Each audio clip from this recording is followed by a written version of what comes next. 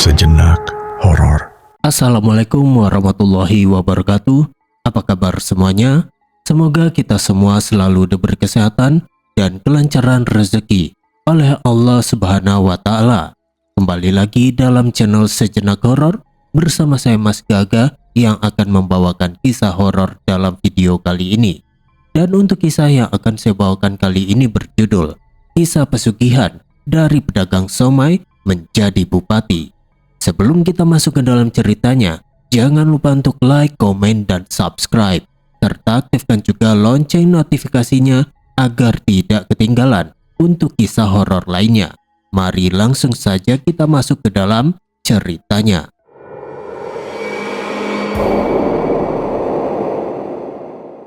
Uang jualan hari ini hanya 30.000, kata Norman. Dia meletakkan beberapa lembar uang kertas kusut di atas meja kayu di ruang tamu rumah mereka yang kecil. Rumah itu hanya memiliki 2 kamar, dapur sempit, dan ruang tamu yang lantainya sudah retak-retak. Sari, istri Norman, duduk di kursi plastik sambil melihat uang tersebut. "Budi, butuh uang untuk bayar uang sekolah besok, Mas. Beras di dapur juga sudah habis. Kita harus makan apa malam ini?" tanya Sari dengan suara pelan. Norman duduk di lantai dengan menghela nafas panjang. "Aku bosan menjadi penjual somai keliling. Setiap hari aku berjalan kaki 20 km mendorong gerobak. Pagi-pagi sudah keluar, sore baru pulang. Kakiku sudah lelah sekali. Tapi lihat, uangnya hanya segini. Kita tetap miskin," ucap Norman dengan suara keras. Sari berdiri dan pergi ke dapur. Dia membuka kaleng kecil yang sudah hampir kosong. "Tadi siang aku masak mie instan untuk Budi. Dia bilang lapar sekali, Mas. Aku kasih setengah porsi saja supaya ada untuk besok pagi. Kita sudah begini dari tahun lalu, Mas. Tagihan listrik bulan ini saja belum dibayar. Pemilik rumah sudah kasih kita peringatan 2 kali loh," kata Sari sambil kembali ke ruang tamu. "Budi di mana sekarang?" tanya Norman. "Dia sudah tidur di kamar, Mas. Jadi dia tanya kenapa ayah jarang pulang cepat. Aku bilang ayah sedang kerja keras, nah. Tapi aku tidak tega. Lihat dia pakai sepatu yang sudah bolong, Mas," jawab Sari. Norman memukul meja dengan tangan. "Aku sudah tidak mau begini. Setiap hari aku teriak-teriak jual somai di pasar dan pinggir jalan. Orang-orang beli sedikit-sedikit. Kadang aku cuma dapat 20.000. Aku ingin kita kaya raya. Aku ingin punya rumah besar, mobil, dan tidak perlu dorong gerobak lagi. Aku ingin jadi pejabat seperti orang-orang di daerah ini. Bisa perintah orang, punya uang banyak, dan hidup enak," ucap Norman dengan suara semakin keras. Tiba-tiba, pintu rumah mereka diketuk dari luar 3 kali. Teman Norman yang bernama Yanto masuk ke dalam rumah. Yanto membawa tas kecil di bahunya dan memakai baju kaos yang sudah usang. "Kamu bertengkar lagi dengan istrimu, Man?"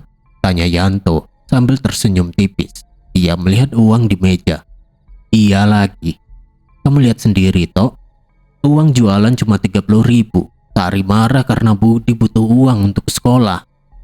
"Kami sudah tidak punya apa-apa," jawab Norman. Yanto duduk di lantai dekat meja. "Kamu mau kaya dengan cepat? Aku tahu caranya. Tapi ini bukan cara biasa loh. Bukan kerja keras biasa atau pinjam uang ke bank. Bagaimana caranya? Ceritakan sekarang juga. Aku sudah tidak tahan hidup seperti ini. Setiap malam hanya bisa makan nasi putih dengan garam. Kadang tidak ada nasi sama sekali," tanya Norman cepat. Matanya menatap Yanto dengan penuh harap. Yanto menunduk sebentar dan menggaruk kepalanya. "Kamu pergi ke Mbah Karto di Gua Kliwon.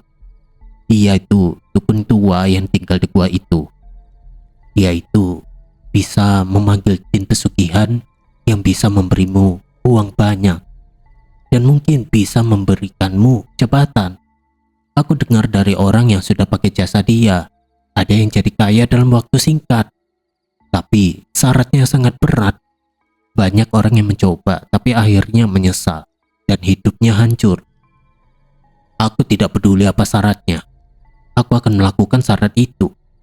Beritahu aku alamatnya sekarang. Besok malam aku akan ke sana, kata Norman. Sari mendengar percakapan itu dari dapur. Dia berjalan mendekat sambil membawa gelas air putih untuk Yanto. Mas, jangan lakukan hal aneh-aneh. Kita bisa berusaha lebih keras saja. Besok kamu jual siomay lebih pagi. Aku bisa bantu jahit baju atau jualan gorengan di depan rumah. Budi masih kecil, Mas. Dia butuh sosok ayah yang baik. Jangan pakai cara yang tidak jelas. Aku takut nanti ada masalah besar, kata Sari dengan suara khawatir. Tutup mulutmu, Sari. Ini kesempatan aku untuk mengubah hidup kita semua. Kamu lihat sendiri. Kita sudah miskin bertahun-tahun. Rumah bocor kalau hujan. Budi sering sakit karena makan yang tidak cukup. Besok malam aku akan pergi ke sana. Kamu jangan menghalangi aku, jawab Norman sambil menatap Sari dengan tajam. Yanto berdiri dan minum air putih yang diberikan Sari. Baiklah, Man. Aku antar kamu besok malam. Gua Kliwon itu di pinggir hutan desa sebelah. Jalan kakinya 1 jam dari jalan besar. Tapi ingat, sekali kamu setuju dengan Mbah Karto, tidak ada jalan mundur. Jin pesugihan itu bukan hal main-main. Aku pernah dengar cerita orang yang coba tapi tidak sanggup bayar syaratnya. Akhirnya dia hilang begitu saja. Aku sanggup. Aku tidak mau kembali ke kehidupan miskin ini. Besok malam pukul 7 kita berangkat. Kamu jemput aku di sini ya, kata Norman. Sari duduk di kursi dan menangis pelan. Mas, tolong pikirkan lagi. Budi tadi bilang dia ingin ayahnya beli sepatu baru. Kalau kamu pergi ke dukun, nanti apa yang terjadi pada kita? Aku istri kamu. Aku khawatir. Stop bicara, Sari. Kamu itu tidak mengerti. Ini untuk kita semua. Kalau aku kaya, Budi bisa sekolah bagus. Kamu bisa beli baju bagus. Kita bisa makan enak setiap hari. Yanto, kamu pulang dulu. Besok malam kita ketemu, kata Norman. Yanto mengangguk. Oke, Man. Aku pulang sekarang. Jangan lupa bawa rokok atau apa saja sebagai oleh-oleh untuk Mbah Karto. Ya, suka itu. Yanto keluar rumah dan menutup pintu. Malam itu, Norman tidak bisa tidur. Dia berbaring di kasur tipis di kamar bersama Sari. Norman menatap langit-langit yang retak. Aku harus kaya. Aku harus menjadi bupati. Tidak lagi jual somai. Tidak ada lagi lapar. Tidak ada lagi teriak-teriak di jalan. Gumam Norman pelan. Dia bangun dan duduk di tepi kasur. Besok malam aku akan ke Gua Kliwon. Apapun syaratnya akan aku lakukan. Aku sudah muak dengan kemiskinan ini. Yanto bilang jin itu bisa kasih uang dan jabatan. Aku percaya. Ini kesempatan terakhir untuk mengubah hidupku, kata Norman lagi dengan suara pelan tapi penuh keyakinan. Dia berjalan ke ruang tamu, mengambil uang 30.000 itu dan menghitungnya sekali lagi. Hanya ini. Besok semuanya akan berubah, kata Norman kepada dirinya sendiri sebelum kembali ke kasur dan mencoba tidur sampai pagi. Keesokan malamnya, Norman dan Yanto tiba di pinggir hutan dekat Gua Kliwon tepat pukul 8 malam. Mereka memarkir motor Yanto di bawah pohon besar di pinggir jalan tanah. Udara malam terasa dingin dan lembab. Norman membawa senter kecil yang cahayanya sudah agak redup karena baterai hampir habis. Kita harus jalan kaki dari sini, Man. Guanya di dalam hutan. Sekitar 1 jam lagi, kata Yanto sambil mematikan mesin motor. Norman mengangguk dan menyalakan senter. Baiklah, aku sudah siap. Jangan sampai kita tersesat.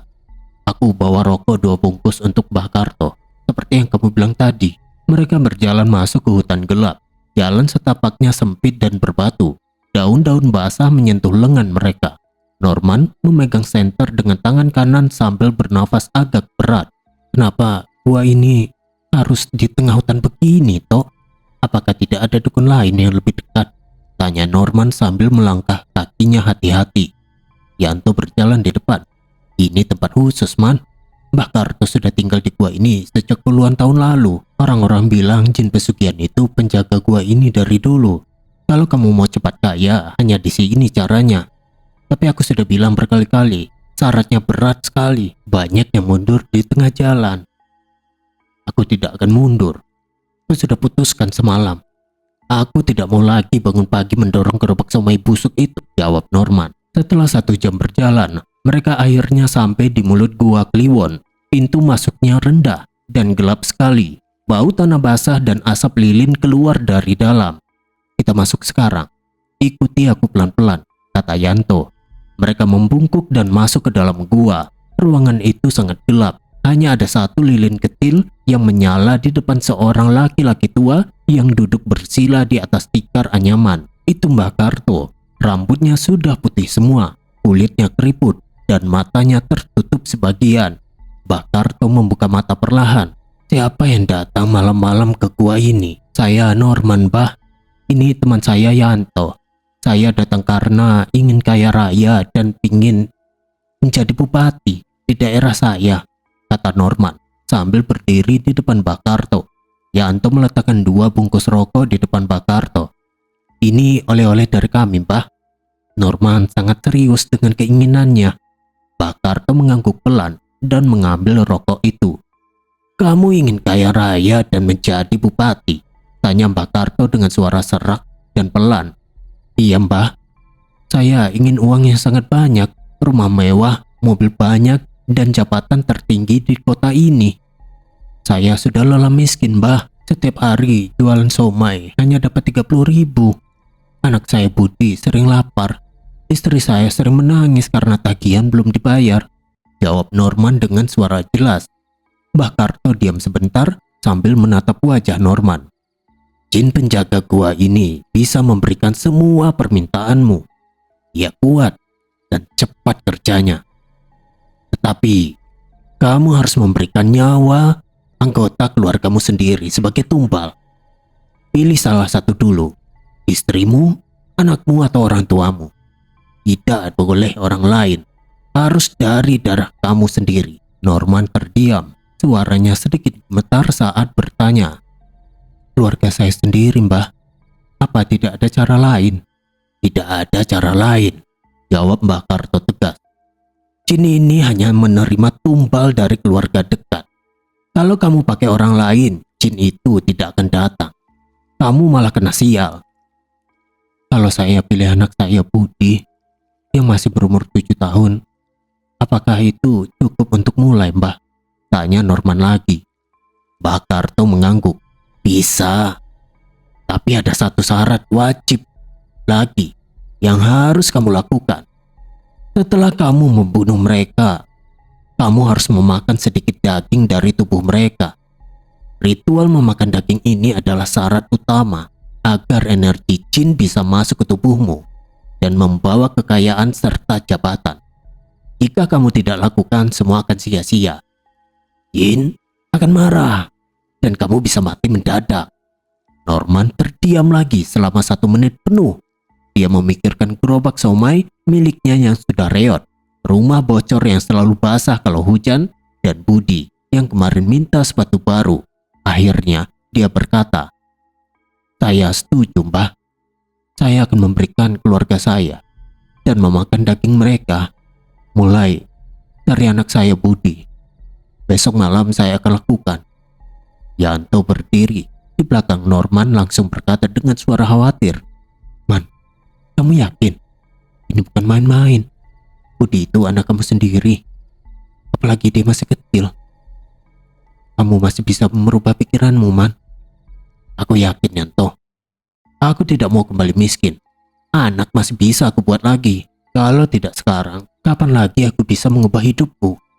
Jawab Norman tanpa ragu. Mbah Karto mengambil sebuah botol air kecil dari sampingnya. Botol itu terbuat dari kaca hitam dan isinya hanya sedikit. Minum ini sebelum pulang. Ini air yang sudah aku doakan. Ini akan memberi kekuatan pada jin di tubuhmu mulai besok. Besok malam kamu harus lakukan ritual pertama di rumahmu sendiri. Bunuh anakmu dengan cara apa saja. Lalu makan dagingnya sedikit. Setelah itu baru kekayaan mulai datang. Norman mengambil botol itu dan membukanya. Dia meminum airnya sampai habis. Rasanya sangat pahit dan agak asin. Rasanya aneh sekali, Mbah. Tapi saya sudah minum. Terima kasih, Mbah. Saya akan kembali jika perlu lebih banyak bantuan nanti, kata Norman sambil mengembalikan botol kosong itu. Mbah Karto tersenyum tipis. Ingat Norman, ini tidak suka dikhianati. Kalau kamu berhenti di tengah jalan, dia akan mengambil nyawamu juga. Pulanglah sekarang. Besok malam lakukan tepat jam 11 malam. Norman dan Yanto keluar dari gua. Mereka berjalan kembali melalui hutan yang sama gelapnya. Di tengah perjalanan pulang, Yanto bertanya lagi. Kamu benar-benar akan bunuh Budi besok malam, Man? Dia masih kecil, Man. Iya. Ini untuk masa depanku. Kalau aku kaya, aku bisa punya anak lagi dan aku bisa kasih sekolah yang bagus. Sari bisa beli apa saja yang dia mau. Sekarang aku miskin. Besok semuanya berubah. Aku sudah minum air itu dari Mbak Karto. Jin sudah mulai masuk. Aku bisa merasakannya. Jawab Norman singkat tapi tegas. Yanto menggelengkan kepala. Aku hanya mengantarkan kamu saja. Aku tidak mau ikut campur setelah ini. Tapi ingat, Man, kalau besok kamu menyesal, jangan salahkan aku ya. Aku tidak akan menyesal. Besok malam pukul 11, aku akan lakukan di kamar Budi. Setelah itu kita lihat kekayaan akan datang, kata Norman. Malam itu pukul 11 tepat, Norman berdiri di depan pintu kamar Budi. Rumah mereka sudah gelap karena listrik dimatikan untuk hemat. Hanya ada cahaya kecil dari lampu senter yang dia pegang di tangan kiri. Di tangan kanannya, dia membawa bantal tebal dari kamar tidur utama. Norman membuka pintu kamar pelan-pelan supaya tidak berisik. Budi sedang tidur pulas di kasur kecilnya yang sudah tipis. Anak itu memeluk boneka kain yang sudah robek di bagian tangannya. Aku harus kaya. Aku harus lakukan ini sekarang. Tidak ada jalan mundur lagi, kata Norman pelan kepada dirinya sendiri sambil menutup pintu di belakangnya. Dia mendekat ke kasur dan berdiri di samping kepala Budi. Tangan Norman menggenggam bantal itu kuat-kuat. Nafasnya mulai cepat. Ayah, tanya Budi dengan suara mengantuk karena dia sedikit terbangun mendengar langkah kaki. Tidur lagi, Nak. Ayah cuma mau lihat kamu, jawab Norman dengan suara pelan. Norman langsung menekan bantal itu ke wajah Budi dengan sangat kuat menggunakan kedua tangannya. Budi terbangun sepenuhnya. Tubuh kecilnya langsung bergerak hebat.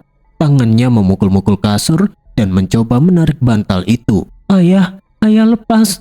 Aku tidak bisa nafas, kata Budi dengan suara tercekik dan ketakutan. Diam, Nak. Ini untuk ayah. Kamu harus diam.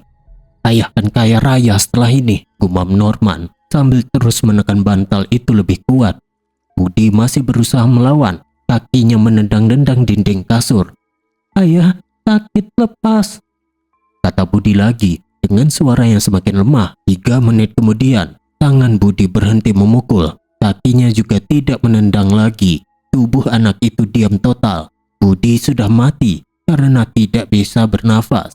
Norman masih menekan bantal itu selama 10 detik lagi untuk memastikan. Baru kemudian, dia mengangkat bantal itu perlahan. Wajah Budi sudah pucat dan bibirnya kebiruan. Sari masuk ke kamar karena mendengar suara aneh dari dalam. Dia melihat Norman berdiri di samping kasur dan Budi yang tidak bergerak. Mas, apa yang kamu lakukan pada Budi? Teriak Sari dengan suara sangat keras. Sari berlari ke arah kasur dan mendorong tubuh Norman dengan kedua tangannya. Budi sudah mati, Sari. Dia tiba-tiba sesak nafas tadi. Aku cuma mau bantu dia bernafas, tapi sudah terlambat. Bohong Norman sambil mundur selangkah. Tidak, kamu bohong, Mas. Aku lihat kamu menekan bantal itu ke wajahnya. Kamu membunuhnya. Budi anak kita sendiri. Kamu gila, Mas. Sari menangis dengan suara sangat keras. Air matanya langsung mengalir deras. Dia memeluk mayat Budi dan menggoyang-goyangkan tubuh kecil itu. Budi bangun, Nak. Ibu di sini.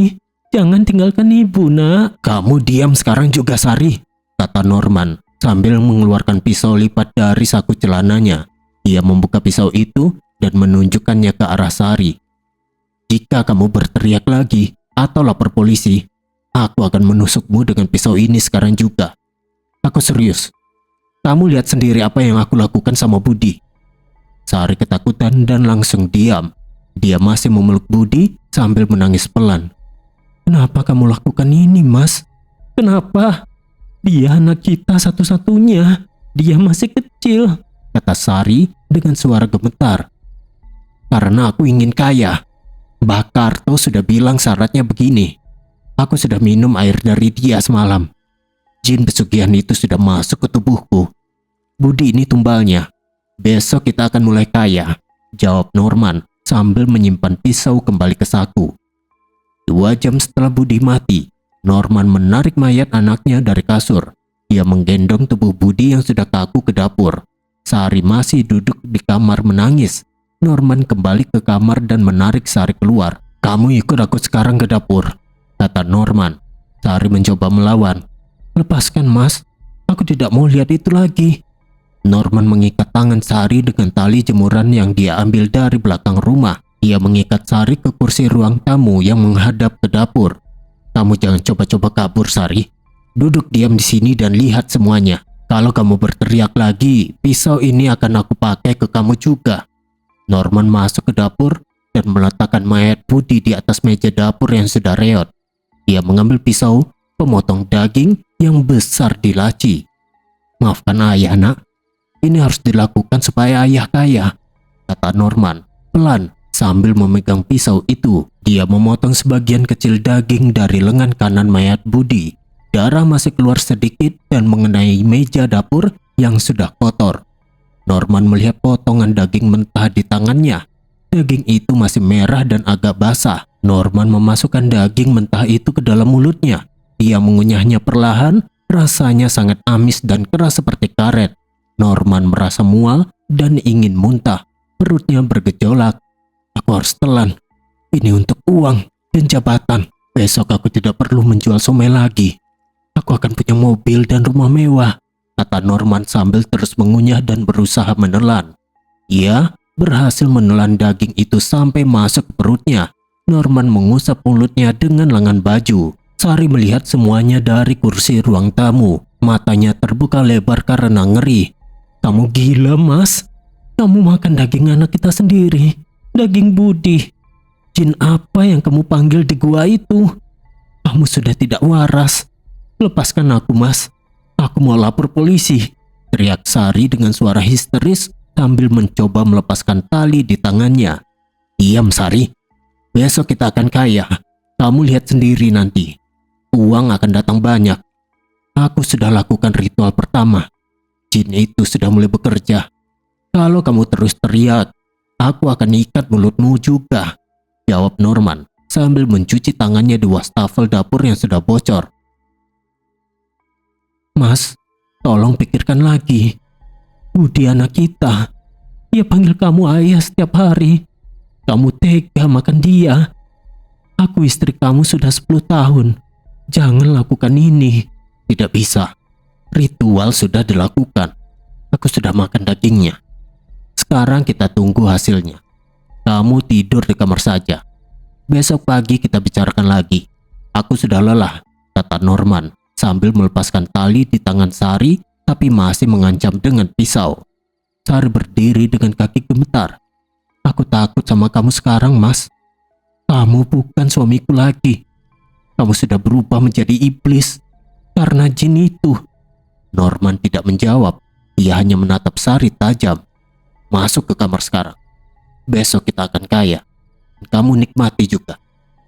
Malam itu, Norman duduk sendirian di ruang tamu setelah Sari masuk ke kamar. Dia memegang pisau yang masih ada darah kering di ujungnya. "Aku sudah lakukan. Besok uang akan datang. Aku akan kaya." 1 minggu kemudian, setelah malam pembunuhan Budi, Norman sedang duduk di ruang tamu rumah kecil mereka ketika seorang pria kaya dari kota datang dengan mobil mewah. Pria itu bernama Pak Hadi, berusia sekitar 50 tahun, memakai jam tangan emas dan baju kemeja mahal.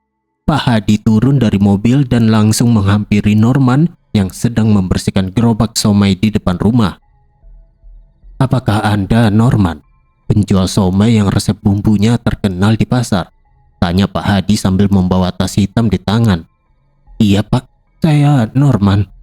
Apa ada yang bisa saya bantu?" jawab Norman sambil berdiri dan membersihkan tangannya dengan kain lap. "Saya sudah coba somai Anda kemarin di pasar. Rasanya luar biasa. Bumbunya beda dari yang lain.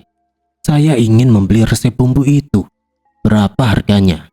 "Saya bayar 1 miliar sekarang juga kalau Anda setuju," kata Pak Hadi sambil membuka tas dan menunjukkan tumpukan uang dalam plastik.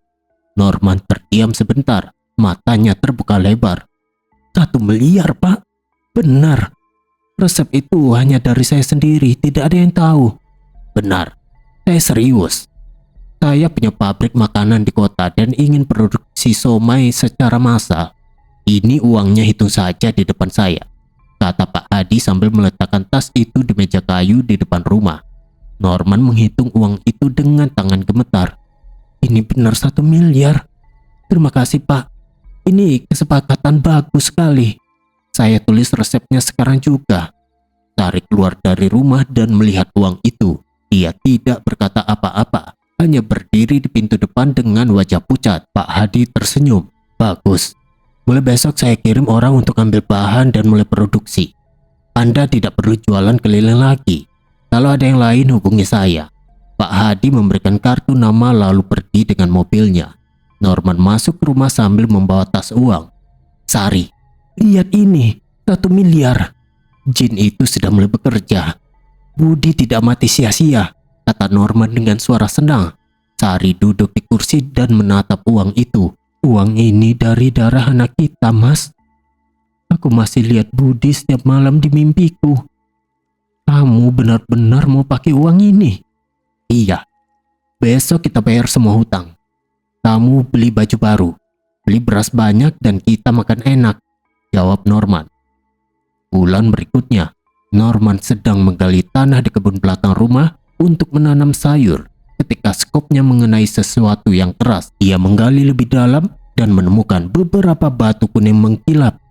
"Lihat ini Sari, emas asli, banyak sekali. Aku gali lagi dan dapat 10 kilo, kata Norman sambil berlari masuk ke rumah dan menunjukkan batu emas itu ke Sari. Sari melihat batu itu dari dekat. "Emas? Dari kebun kita? Tanah ini biasa saja sebelumnya, Mas." "Ini dari jin, Sari. Bakar tuh benar. Kekayaan mulai datang. Besok aku akan jual emas ini di kota. Kita akan punya uang lebih banyak lagi," kata Norman sambil tertawa. Dalam 1 tahun, bisnis somai Norman berkembang cepat. Pabrik Pak Hadi memproduksi ribuan somai setiap hari dengan resepnya. Norman dapat royalti besar setiap bulan. Dia sudah tidak jualan keliling lagi. Norman membeli rumah mewah di pinggir kota dengan kolam renang dan membeli 3 mobil mewah dan membeli tanah di desa untuk usaha baru. Suatu malam di ruang makan besar rumah mewah mereka, Norman duduk di kursi kepala meja sambil makan steak. "Sekarang kita punya segalanya, Sari. Rumah ini, mobil, uang di bank lebih dari 10 miliar. Budi mati tidak sia-sia. Semua ini berkat ritual itu," kata Norman sambil mengunyah. Sari duduk diam di seberang meja. Dia hampir tidak makan. "Uang ini dari darah anak kita, Mas.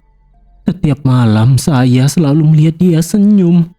Saya ingat Budi menangis minta tolong. Badanmu mulai bau aneh akhir-akhir ini. Bau seperti daging busuk. Kamu tidak sadar, Mas." "Tutup mulutmu. Ini hasil kerja kerasku. Jin itu sudah kasih apa yang aku minta. Kamu nikmati saja uangnya. Besok kamu belanja di mall kota," jawab Norman dengan suara kesal. Sari menunduk. "Aku takut, Mas. Kamu berubah. Kamu jarang tidur dan malam-malam kamu sering bicara sendiri di kamar. Apa jin itu masih ada di tubuhmu?" "Iya, dan dia membantu aku sekarang. Jangan tanya lagi. Besok aku mulai rencana menjadi bupati. Aku sudah punya uang cukup untuk kampanye," kata Norman.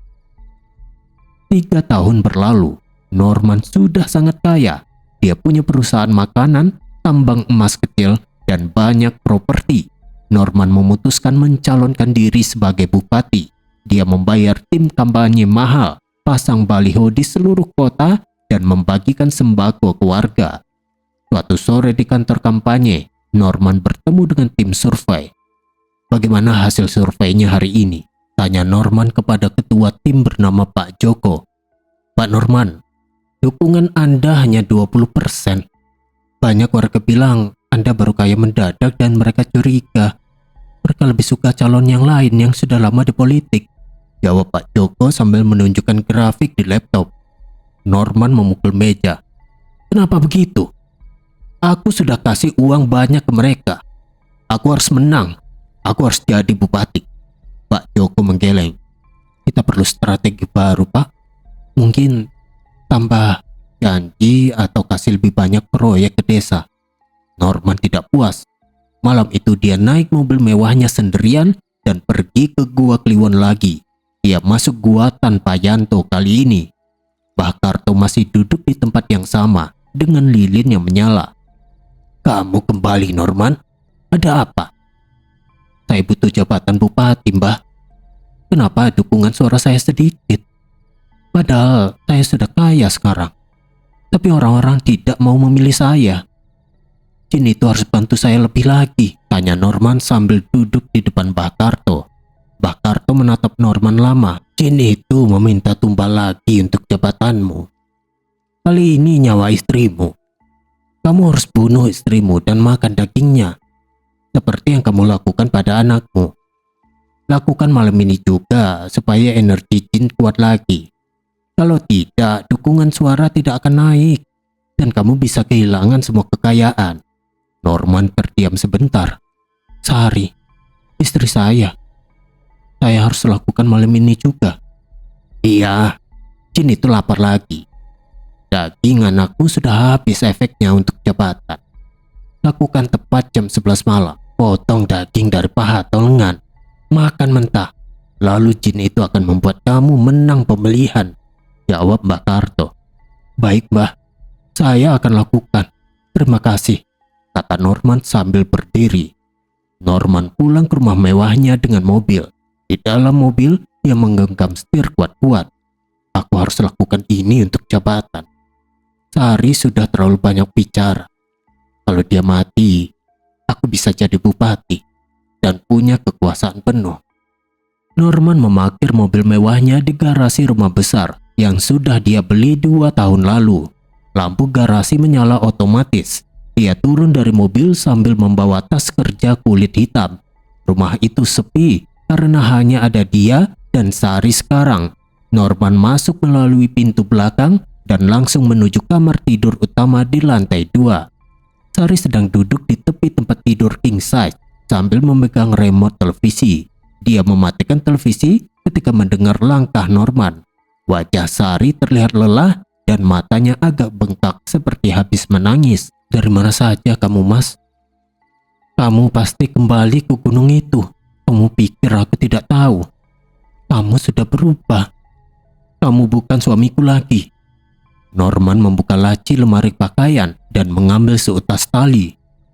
"Sari, kamu diam saja. Aku sudah muak dan capek dengar omonganmu setiap hari. Kamu nikmati uangnya, pakai baju mahal, belanja di mall, tapi mulutmu tidak pernah berhenti. Karena aku takut, Mas. Aku lihat kamu bicara sendiri di kamar malam-malam. Kamu bilang nama Jin. Kamu bilang butuh tumbal lagi. Aku istri kamu. Kalau kamu pakai ilmu hitam, lepaskan aku sekarang. Biarkan aku pergi dari rumah ini," kata Sari dengan suara gemetar. Norman berjalan mendekat dari belakang Sari. "Kamu tidak akan pergi kemana-mana. Kamu tahu terlalu banyak." Dengan gerakan cepat, Norman menjerat leher Sari dari belakang dengan tali itu. Dia menarik tali ikut kuat-kuat dengan kedua tangan. Sari langsung mengangkat tangannya dan mencoba menarik tali dari lehernya. "Mas, lepaskan. Aku istri kamu. Tolong, aku tidak bisa nafas," kata Sari dengan suara tercekik dan pelan. "Maaf Sari, Ini harus aku lakukan. Mbah Karto bilang jin itu butuh tumbal lagi. Ini untuk aku menjadi bupati. Kamu juga terlalu tahu banyak. Kalau kamu mati, aku bisa menang pemilihan, kata Norman sambil terus menarik tali lebih kuat. Sari mencoba berbalik dan memukul lengan Norman. Lepas mas, sakit. Aku sayang kamu mas. Suaranya semakin lemah. Kamu diam, ini cepat. Besok aku akan jadi bupati. Kamu tidak perlu khawatir lagi soal uang, jawab Norman tanpa mengendurkan tali. Tubuh Sari bergetar hebat selama 2 menit. Kakinya menggesek lantai marmer. Tangan Sari akhirnya jatuh lemas di samping tubuh. Sari meninggal. Norman melepaskan tali perlahan. Mayat Sari jatuh ke lantai kamar. Norman duduk di tepi tempat tidur dan bernafas berat. Selesai. Sekarang jabatan bupati akan datang. Dia berdiri pergi ke kamar mandi dan mengambil pisau cukur yang tajam dari rak. Norman kembali ke mayat Sari dan memotong sebagian kecil daging dari paha kanan Sari. Darah keluar sedikit ke lantai. Norman memegang potongan daging itu di tangan. Ini untuk jabatan bupati. Jin itu harus puas, kata Norman sambil mengunyah daging mentah itu langsung. Dia mengunyah pelan meskipun rasanya amis dan lengket. Dia menelan sampai habis. Besok aku akan menang pemilihan. Semua orang akan memilihku, kata Norman lagi sambil membersihkan pisau di wastafel kamar mandi. 1 bulan setelah Sari meninggal, hari pemilihan bupati tiba. Norman duduk di ruang tunggu kantor KPU sambil memegang ponsel. Tim kampanyenya datang bergantian memberi laporan. Pak Norman, suara sudah masuk 80%. Anda unggul jauh. Lawan-lawan Anda hanya dapat 10%, kata Pak Joko, ketua tim kampanye. Benar. Bagus. Saya sudah bayar banyak orang untuk hitung suara cepat. Kalau saya menang, kalian semua dapat bonus besar, jawab Norman sambil tersenyum. Sore harinya, hasil resmi keluar. Norman memenangkan pemilihan dengan 68% suara. Dia resmi menjabat sebagai bupati. Di ruang kerja bupati yang baru, Norman berdiri di depan cermin besar. Dia memakai jas dinas bupati yang rapi. Sekarang aku bupati, semua milikku. Desa ini, anggaran, semuanya bisa aku atur. Jin sudah aku bayar lunas, kata Norman di depan cermin sambil merapikan dasi. Suatu siang, 2 minggu setelah dilantik, asisten pribadi Norman yang bernama Agus masuk ke ruang kerja bupati. Agus membawa map dokumen. Pak Bupati, ada warga desa Sungai Raya yang meminta bantuan dana untuk perbaikan jembatan. Jembatan itu sudah rusak sejak banjir bulan lalu. Mereka butuh 300 juta. Lapor Agus sambil meletakkan map di meja kerja. Berikan uang 100 juta dari uang pribadi saya saja. Saya punya banyak uang. Sisanya dari anggaran kabupaten. Saya tanda tangani sekarang. Perintah Norman. Dia duduk di kursi kulit besar di belakang meja kayu mahoni. Baik pak, saya urus hari ini juga. Permisi Pak Bupati, kata Agus. Dia hendak keluar tapi berhenti di depan pintu. Pak, kenapa ruangan kerja Bapak berbau busuk? Baunya seperti bangkai binatang. Sudah 2 hari ini saya cium dari luar pintu. Norman mengangkat kepala. Itu hanya bau tikus mati. Petugas kebersihan kabupaten pasti tidak bekerja dengan teliti. Kamu keluar sekarang dari ruangan saya. Jangan tanya macam-macam. Baik pak, maaf, kata Agus sambil menutup hidungnya dengan tangan dan cepat keluar. Setelah Agus keluar dan menutup pintu, Norman berdiri dan mengunci pintu dari dalam. Dia berjalan ke meja kerja, membuka laci paling bawah yang terkunci. Di dalam laci itu ada kotak pendingin es kecil berwarna putih. Norman membuka kotak itu. Di dalamnya ada beberapa potongan daging Sari yang diawetkan dengan es krim. Daging itu masih merah kecoklatan. Aku harus makan ini setiap bulan agar kekayaan tetap dan jabatan tidak hilang. Jin itu bilang begitu lewat mimpiku, kata Norman kepada dirinya sendiri. Memasuki tahun ketiga jabatannya sebagai bupati, tubuh Norman mulai berubah. Kulit di wajah leher dan tangannya berubah menjadi hitam keabu-abuan. Luka-luka kecil muncul di seluruh tubuhnya dan tidak mau sembuh meskipun sudah diobati dokter pribadi. Bau busuk seperti daging busuk mulai keluar dari pori-pori kulitnya. Setiap orang yang berada di dekatnya merasa tidak nyaman. Suatu malam, Norman tidak tahan lagi. Dia naik mobil sendirian dan pergi ke Gua Kliwon untuk ketiga kalinya. Gua itu masih sama gelapnya. Mbah Karto duduk di tempat biasa dengan lilin kecil menyala. "Mbah, tolong lihat tubuh saya ini," kata Norman sambil mendekat dan membuka kemeja bupatinya. "Kulit saya menghitam. Luka-luka ini tidak sembuh-sembuh dan baunya sangat busuk. Saya mandi 3 kali sehari pakai sabun mahal, tapi baunya tetap ada. Apa yang terjadi dengan saya?" Mbah Karto menatap tubuh Norman lama sekali tanpa berkata apa-apa. Akhirnya dia berkata dengan suara serak, "Daging istrimu sudah habis efeknya. Jin itu sudah lapar lagi. Energi yang diberikan kepadamu mulai menipis. Sekarang dia minta tumbal selanjutnya." "Tumbal selanjutnya? Siapa lagi, Mbah?" tanya Norman dengan suara khawatir. "Ibumu. Kamu harus membunuh ibumu malam ini juga dan makan dagingnya. Jika kamu tidak lakukan, Jin itu akan membunuhmu dalam waktu 2 atau 3 hari lagi. Dia sudah tidak sabar." Norman mundur selangkah. "Ibu saya, dia sudah tua, Mbah. Dia sedang menginap di rumah saya sekarang. Dia datang minggu lalu." "Tidak ada pilihan lain," jawab Mbah Karto. "Ini tumbal terakhir. Setelah ini Jin akan memberimu kekuasaan yang lebih luas dan kekayaan yang tak ada batasnya.